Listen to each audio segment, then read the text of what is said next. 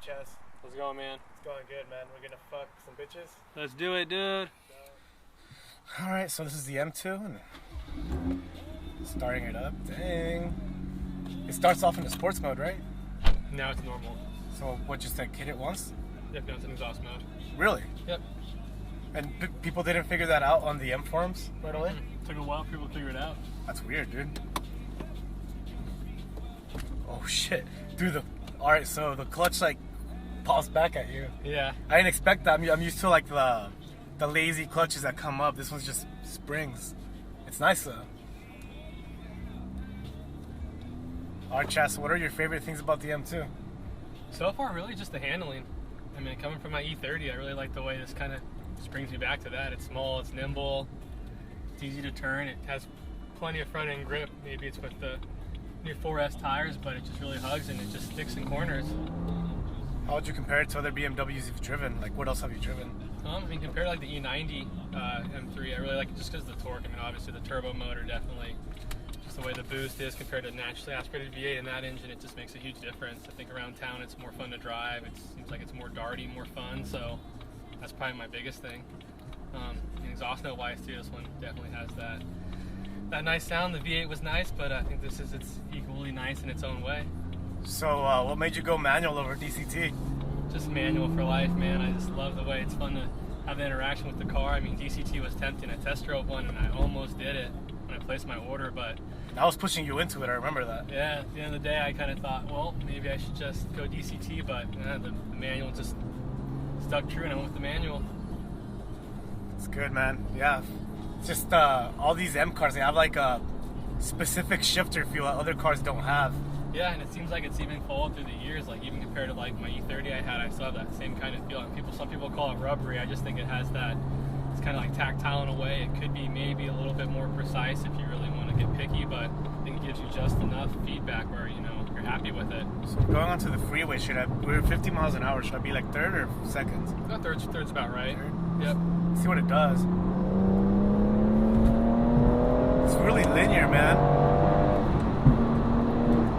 Yeah, it's got a nice pull to it. Yeah, the boost comes in early around 2,500 and it just kind of sticks out almost to red line, which is nice. It doesn't have like people complain about the M3, M4 being a little too wild when it comes on. This is really smooth, so yeah, it's got that bonus going for it.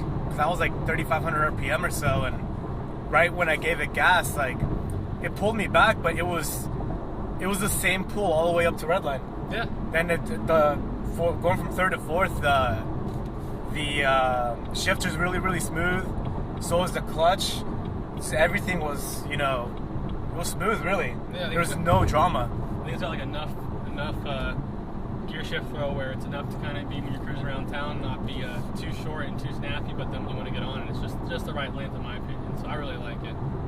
And the thing with these BMW shifters, like I'm used to driving a lot of Camaros, Mustangs, a couple Corvettes. And those cars have like a really notchy shifter from the factory, a lot of clutch, those cars are just a lot of drama. But I used to do valet, and I remember the first BMW that was the manual that I drove, I think it was like a 328i, the inline six before they did the turbo. Mm-hmm. It was a coupe, I think. Yeah. And dude, the clutch was just insane on it. Like, I remember driving it, and it's hard to explain. Like, let me like shift it and see if I can explain it. I don't know, it's just solid, but it's not notchy. Like, it's not as notchy as an American shifter. It's quiet, but it has this really distinct feeling when it clicks into gear. Mm-hmm. It just kind of lets you know like it's in there, and it makes it easy to run through them quick if you want, or when you're just cruising around town, it's kind of easy and smooth to drive. So I think like I said, it's just best of both worlds. Really like it. Yeah, because this shifter feels just like it did on that 328i. I also drove a E92 M3 with a manual, and yeah, they're all really, really smooth transmissions, so I hope BMW keeps making these manuals. So it'd be a shame if they stop. Yeah, that's one I hope. I know people were saying they're going to stop making them in maybe the next generation M car, but I think they'll stay around a little longer. People like them. As long as there's demand, they'll probably keep them coming. Yeah, I'm sure they will. But it's, I mean, the dual clutch is awesome, don't get me wrong. I love that transmission. It's just, first time I drove it, it like kind of like jerks you a little bit, and then it goes, Mm-hmm. But like, Just something about a manual, especially in a BMW, just feels so right. Just fits, yeah. It fits the profile of the car. I think the way the feel just fits. And then regarding the steering wheel, obviously the leather is really nice and soft, and where you're supposed to put your hands on, it's pretty well padded. I really like it. It feels really good in your hands, just like the shifter does. You know, everything you touch in this car, like the carbon fiber trim on the door handles and on the center console, it's not like glossed over carbon fiber. It's like a fabric kind of carbon fiber. Yeah, it has like that more matte look thing. It's a little bit more, you know, just different than every car that has the gloss in it. So, and it's a nice touch. And it's great. It feels awesome. Mm-hmm. So I like that. And then the Alcantara on the door handles, it just, everything feels like quality in this car. It doesn't feel like they skimped on anything. I actually like it better than the M4 interior and M3 interior, which I've driven a few of those. And just what really struck me about this M2's interior was how simple yet effective it is, but they still somehow make it nice, you know? Yeah, I think they really, it's like appointed where it needs to be, and then, you know, it's kind of like all business in here is what I really like about it. You know, they didn't overstyle it. I know Mercedes and have some pretty nice interiors now, but I think there's something to be said about a nice, just business-like, clean interior. I think this car really fits really well.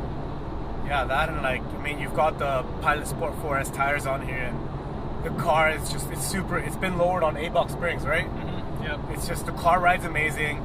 It just, the response is insane. Just like, my RCF doesn't respond like this. Like, you just barely move the steering wheel and the car just goes there. It sticks too. So I mean, overall, I already love this car. It sounds great, which is my main gripe with the M4s. I don't like how they sound. Yep, definitely agree with that. It's the only thing this car got right is that sound. Yeah. The 955 engine just has a good note to it. That it's good they've got that over the M3, M4. You know, one thing I wish this car had that it doesn't would be the seats off the M4. Yes. That would have been, and more interior color options, because you only get black on this car, right? Correct. Yeah, you're stuck with just one standard interior, which is basically the same interior in a normal 235 or 240 now. But with the blue stitching help kind of break it apart. But it would you know, definitely like some more special M3, M4 style seats with the slats in the back and the light up emblem. That would definitely help set it off a bit more.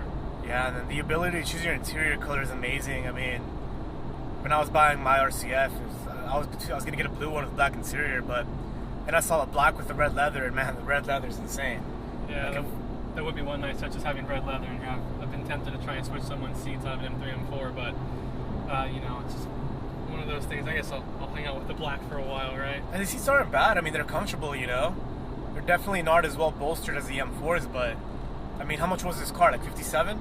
58,000? 55,095 to be exact for this one.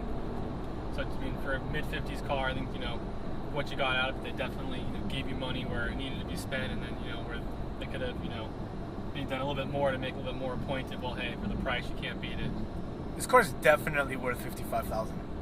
I don't think you're getting gypped or anything for this car. It's 100% worth it. No, I think, yeah, for the extra 15 grand and maybe spring to an M4, I mean, you can see it somewhere in the interior, and of course the engine's a bit different, but yeah, I think for the price point of this one, it really hits that sweet spot of where it's just affordable enough where you get a good bang for your buck.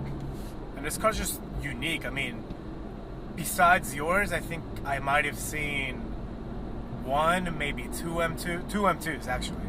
Right when they were announced and they were coming out, saw a blue one, and then that's that one chick's M3, the blue one with the big wing and the GT House exhaust. Mm-hmm. I saw her driving down the freeway once. They were both blue. Other than that, this is the only M2 I've seen. And the white one at Cars and Coffee, that one as well. But yeah, it's the only gray one I've seen. The color is amazing. The car looks great.